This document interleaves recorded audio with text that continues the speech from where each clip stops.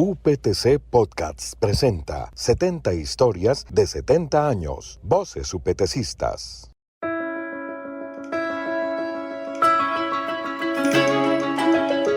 Bienvenidos. Este es un programa hecho con ocasión de los 70 años de fundación de la Universidad Pedagógica y Tecnológica de Colombia, en el que compartiremos momentos significativos, vivencias y anécdotas que han dejado una huella en la comunidad. Las historias serán narradas por quienes las han estudiado, fueron protagonistas o testigos, y los episodios no se publicarán necesariamente de manera cronológica. Soy Yolet Romero y los invito a escuchar en la voz de Abel Martínez Martín un relato inspirador de cómo una familia española que llega en barco a Colombia se une a un grupo de visionarios que lucharon durante años por la creación de la Escuela de Medicina de la UPTC.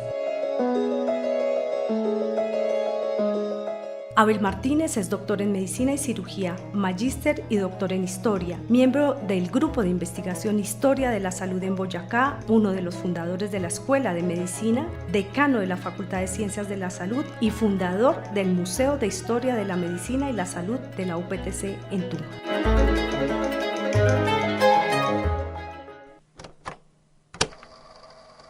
A veces en barco para mí fue inolvidable. Y pues eso veía uno otro mundo, empezando por el calor, y siguiendo primero en las Canarias, y ahí vi camellos y cosas que no había visto, y un desierto, porque bueno, eso es español, pero digamos continentalmente es africano.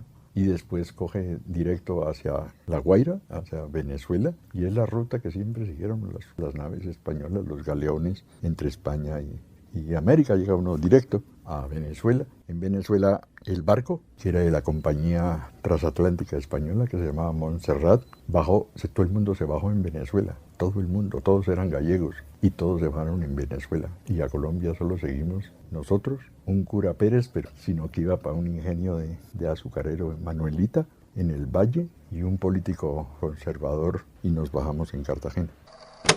¿Cómo llega finalmente a Tunja? De Cartagena en un avión de DC-4 se llamaban, o sea, eran de hélices. Todavía nos vinimos hasta Bogotá, y en Bogotá nos bajamos. Papá ya trabajaba en el hospital San José, y nosotros pues pequeños, yo tenía 8 años y mi hermano mayor pues 12 y el menor 5. Mi mamá también era médico, pero no pudo ejercer como mi papá. No había mujeres en Colombia, muy pocas. Una boyacense es la primera médica que ejerce en este país.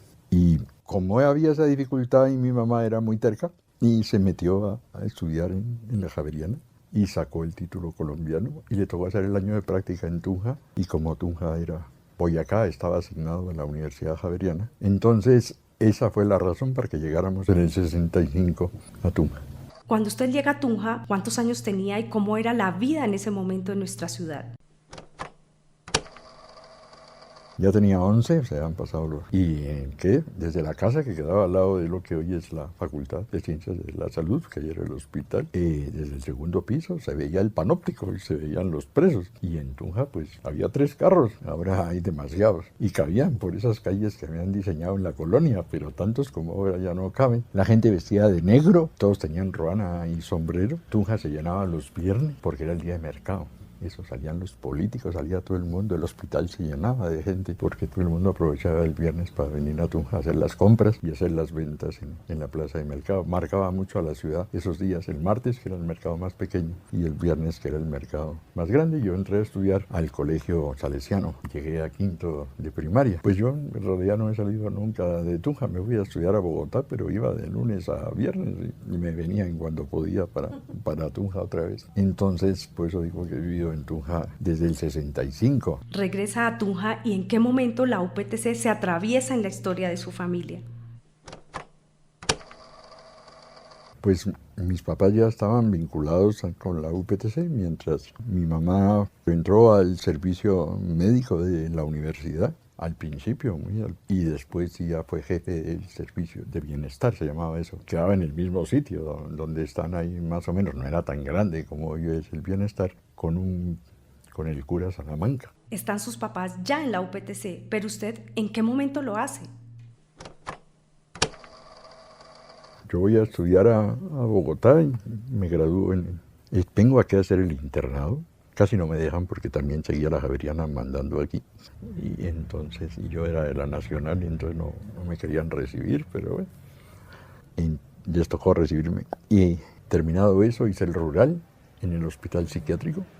Hicimos una de las experiencias más famosas de la psiquiatría en este continente, el Hospital de Puertas Abiertas.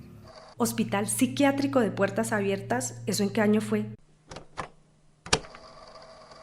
Fue el primer hospital de puertas abiertas de este continente y fue una experiencia muy famosa. Yo escribí 2 libros de eso, uno se llama La razón de la locura y La locura de la razón, y cuenta la experiencia de ese hospital, y uno que se llama Materiales para la demolición de esta vida cotidiana. Bueno, y eso lo salimos en todos los magazines del tiempo, que eran muy importantes en esa época, del Espectador también, y terminé hasta amenazado por esos libros y por esas cosas. Y me tocó irme un año de este país cuando amenazaron una cantidad de profesores de la universidad. Después, en un momento, sí me ofrecieron, cuando crearon la Escuela de Bellas Artes en convenio con el ICBA, que funcionaba aquí cerca de mi casa en la Octava.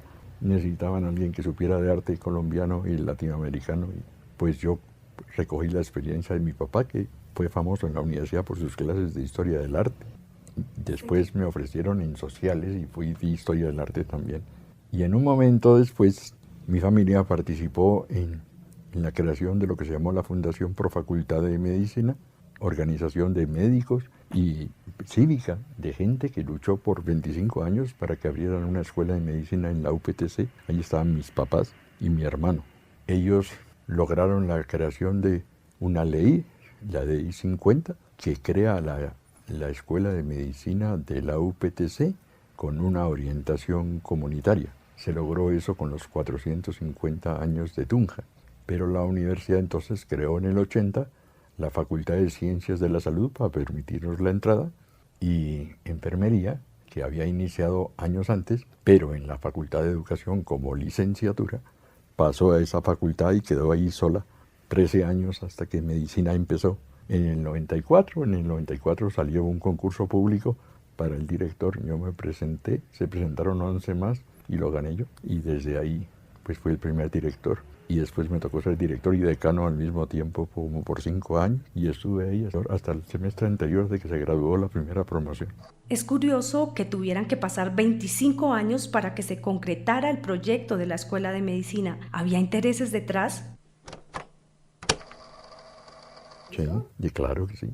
Pues primero de todas las universidades que tenían intereses sobre esta región. O sea, si para la Javeriana Boyacá era el campo de prácticas, pues no estaba ni de ninguna manera interesado. El IFES tampoco quería. Aprobaron una en Antioquia, pero aquí en Boyacá no la aprobaban. Se hicieron muchas columnas, revistas, reuniones, pero fueron sindicatos, los profesores de la UPTC, gente de la banca, magistrados de la corte, los que lucharon durante mucho tiempo. Medicina pues nació donde hoy es derecho, que ahí estaba enfermería, pero yo apenas llegué a eso, dije que ahí no podíamos crecer, ahí no había espacio. Y yo había sido jefe de consulta externa del Hospital San Rafael, una vez salí. Entonces había participado en el traslado que hicimos del hospital antiguo al hospital nuevo y me conocía pues todo ese sitio y sabía que ese era el sitio para hacer la facultad, y lo conseguimos, y el gobierno de Boyacá le cedió a la UPTC eso, que estaba abandonado desde que nos fuimos en el 91, llevaba 3 años abandonado, pero entonces se había llenado de gente de otras, estaban las rentas departamentales. Los estudiantes del primer semestre alcanzaron a robarse unas botellas de esas. Estaba ahí la policía cívica, estaba ahí la escuela de enfermería del servicio, estaba una cosa llamada Fundiferente, que era de Confavoy para atender a niños especiales, y estaba medicina legal. Entonces nos dieron eso y una cantidad de plata, y con esa plata compramos computadores para todo el mundo y hicimos la primera multimedia que tuvo la universidad, y con esos recursos fue que arrancamos ahí poco a poco. Después la universidad logró que lo dieron en comodato, pero después la universidad pagó con matrículas y ahora ya es dueña del predio, y eso es una joya de predio en el centro de la ciudad, además de ser un patrimonio de la ciudad reconocido. ¿Recuerda usted a esos primeros estudiantes? Claro que sí, y creo que ellos también me recuerdan a mí. Todavía me siguen invitando ahí a los ateneos que nos inventamos, todavía se siguen haciendo, y las tertulias. ¿Qué tanto han cambiado los estudiantes de esas primeras épocas ahora? Pues sí, van cambiando. Al principio eran mayores, han disminuido. Estamos empeñados en que entren a los 13 años en la universidad, yo no sé por qué. Y en todas partes hacen lo contrario. La gente estudia y después se va a conocer el mundo y a los 20 o 21 vuelven a la universidad. Aquí estamos llegando de adolescentes, ese cerebro se acaba de madurar a los 20, 21 años. Es gente que es más difícil y con menos formación también, ¿no? Tienen que formarse en lo complicado, lo complejo que es la medicina, por lo extenso de los conocimientos que hay que... Es una experiencia que marcó mi vida, claro que está. A mí me gusta mucho la docencia y la idea era hacer algo diferente, que tuviera más sentido, ¿no? Hacer un médico más general, más basado en la atención primaria, que ahora se recupera y ahora todo el mundo reconoce. En ese momento no mucho, la verdad. No queríamos hacer especialistas, sino médicos generales, y que introdujimos cosas que no se daban en ese momento, como ecología, por ejemplo, como historia en la medicina, como la sala esta de multimedia que te digo. Y yo pues al principio les metía de todo, fotografía, les hablaba de arte, hacíamos tertulias culturales, de todo lo que fuera posible para formar a seres humanos, porque el médico... solo sabe de medicina, decía un ilustrado, ten por seguro que de medicina ni sabe. Entonces es un oficio en que hay que saber de todo para poder relacionarse con los pacientes.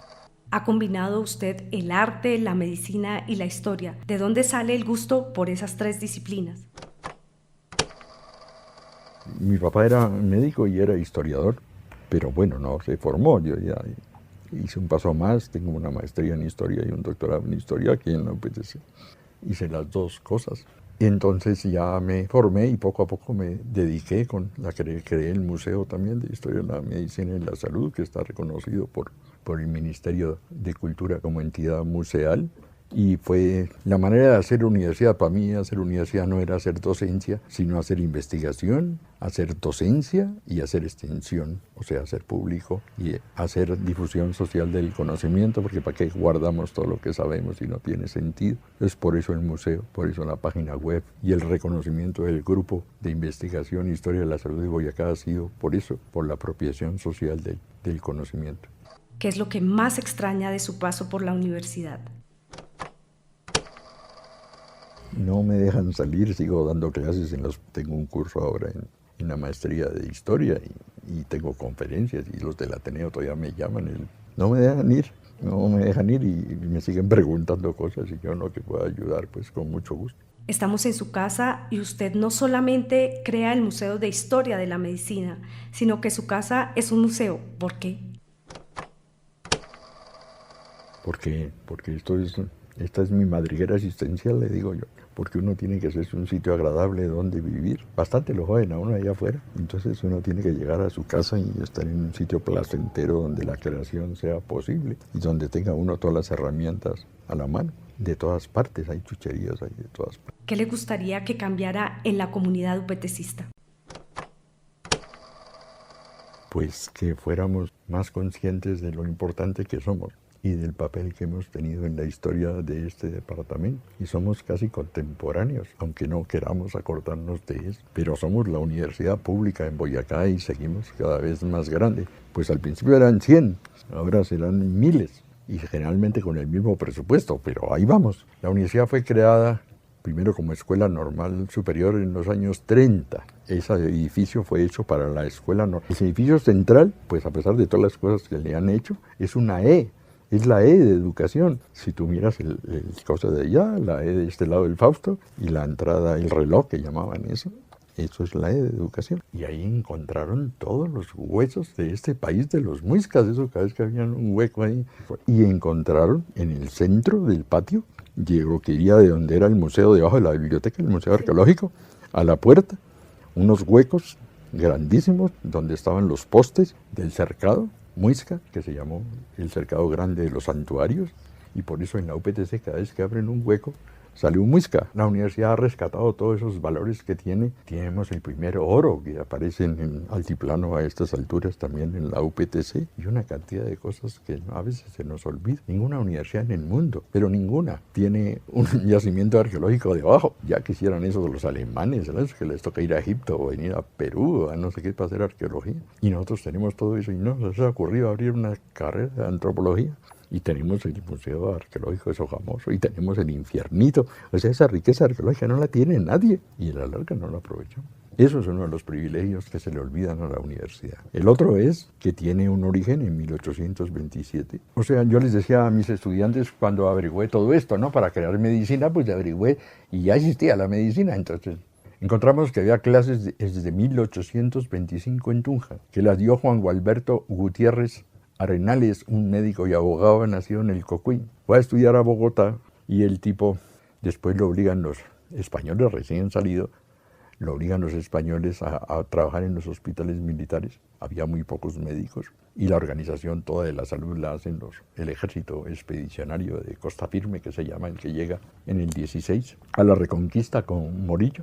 Entonces lo obligan a trabajar en Soatá y él en un momento se logra escapar. Y en Tunja le entrega a Bolívar el hospital militar y es el único médico que está en la batalla de Boyacá atendiendo a los 40 heridos que hubo. Y es el que va a atender después en su muerte en Villa de Leyva a los pocos años a Antonio de Nariño. Como pudieron escuchar, serían interminable un diálogo con Abel Martínez. Son un sinnúmero de historias alrededor de la medicina y de la medicina en Boyacá. Si te ha gustado este episodio, te invitamos a compartirlo con tus amigos y hacer este recorrido con nosotros. Este podcast es una realización de la Dirección de Comunicaciones de la UPTC con la asesoría del Dr. Javier Guerrero Barón. Si tienes una historia, deja tus datos en el correo comunicaciones@uptc.edu.co.